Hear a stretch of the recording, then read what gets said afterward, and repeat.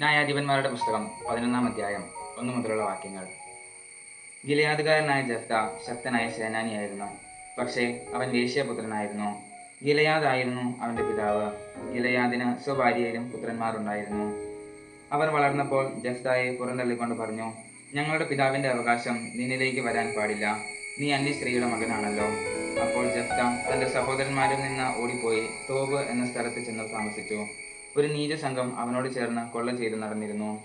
അക്കാലത്താണ് അമോര്യർ ഇസ്രായേലിനെതിരെ യുദ്ധത്തിന് വന്നത്. അപ്പോൾ ഗിലെയാദിലെ ശ്രേഷ്ഠന്മാർ ജെഫ്തയെ തോബ് ദേശത്ത് നിന്ന് കൂട്ടിക്കൊണ്ടുവരാൻ പോയി. അവർ ജെഫ്തയോട് പറഞ്ഞു, അമോര്യരോടുള്ള യുദ്ധത്തിൽ നീ ഞങ്ങളെ സഹായിക്കണം. ജെഫ്ത ഗിലെയാദിലെ ശ്രേഷ്ഠന്മാരോട് ചോദിച്ചു, നിങ്ങൾ എന്നെ വെറുക്കുകയും എൻ്റെ പിതാവിൻ്റെ ഭവനത്തിൽ നിന്ന് അടിച്ചിറക്കുകയും ചെയ്തില്ലേ? അപകടത്തിൽപ്പെട്ടപ്പോൾ നിങ്ങൾ എൻ്റെ അടുക്കൽ വന്നിരിക്കുന്നുവോ? ശ്രേഷ്ഠന്മാർ ജെഫ്തയോട് പറഞ്ഞു, നീ ഞങ്ങളുടെ കൂടെ വന്ന് അമോര്യരോട് യുദ്ധം ചെയ്യേണ്ടതിനും ഗിലെയാദ് നിവാസികളായ ഞങ്ങളെല്ലാവരുടെയും നേതാവായിരിക്കേണ്ടതിനും തന്നെയാണ് ഞങ്ങൾ നിന്റെ അടുത്തേക്ക് വന്നിരിക്കുന്നത്. ജെഫ്ത അവരോട് പറഞ്ഞു, അമോര്യരോട് പോരാടാൻ നിങ്ങൾ എന്നെ കൊണ്ടുപോവുകയും കർത്താവ് അവരെ എനിക്ക് ഏൽപ്പിച്ചു തരികയും ചെയ്താൽ ഞാൻ നിങ്ങളുടെ നേതാവാകും. ശ്രേഷ്ഠന്മാർ പ്രതിവദിച്ചു, കർത്താവ് നമുക്ക് സാക്ഷിയായിരിക്കട്ടെ. നീ പറയുന്നത് പോലെ ഞങ്ങൾ ചെയ്യും. തീർച്ച. അവൻ ഗിലെയാദിലെ ശ്രേഷ്ഠന്മാരോട് കൂടെ പോയി. ജനം അവനെ നേതാവായി സ്വീകരിച്ചു. മിസ്പായിൽ കർത്താവിന്റെ മുൻപിൽ വെച്ച് ജെഫ്ത ജനങ്ങളോട് സംസാരിച്ചു.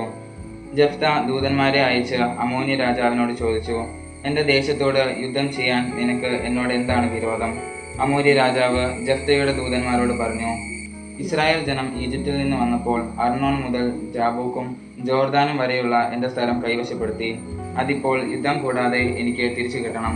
ജെഫ്ത വീണ്ടും ദൂതന്മാരെ അയച്ച് അമോന്യ രാജാവിനോട് പറഞ്ഞു, ജെഫ്ത ഇങ്ങനെ അറിയിക്കുന്നു, മൊവാബ്യരുടെയോ അമോന്യരുടെയോ ദേശം ഇസ്രായേൽ കൈയടക്കിയില്ല.